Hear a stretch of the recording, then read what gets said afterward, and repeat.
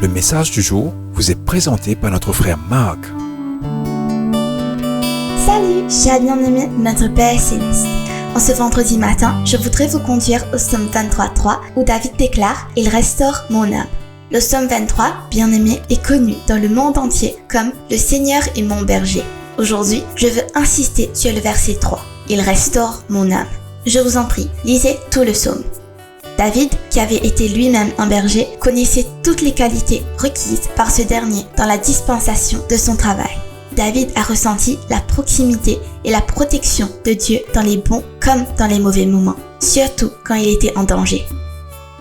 Cependant, sa foi n'était pas toujours si forte pour endurer les difficultés sans sentir la défaite. Il s'était également découragé lorsqu'il fuyait le roi Saül et dans cette situation, il n'avait pas une confiance absolue en Dieu.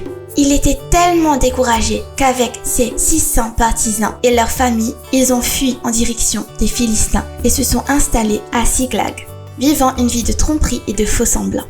C'est à cette époque, les Amalécites sont venus et ont dévasté Siklag.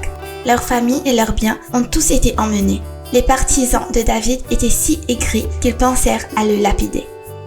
Alors David s'est raffermi dans son Dieu. 1 Samuel 36. Les ennuis dans lesquels il se trouvait lui ont fait réaliser où il pouvait trouver le vrai secours.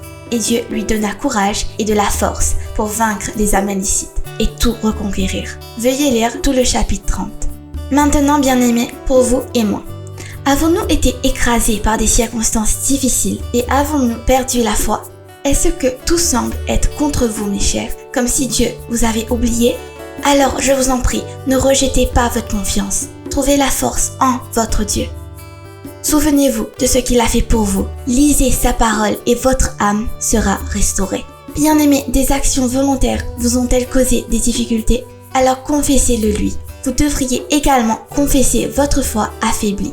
Faites de nouveau confiance à Dieu, ça vaut la peine. Il vous accordera une nouvelle force. Avant que David ne puisse regagner ce qu'il avait perdu, il s'est fortifié en Dieu, dans 1 Samuel 36.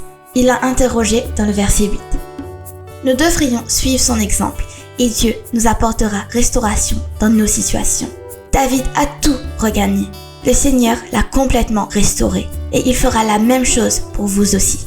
Que Dieu vous bénisse tous. Profitez de votre week-end avec vos proches. N'oubliez pas l'adoration personnelle et collective, la louange et la dîme à l'église ce dimanche.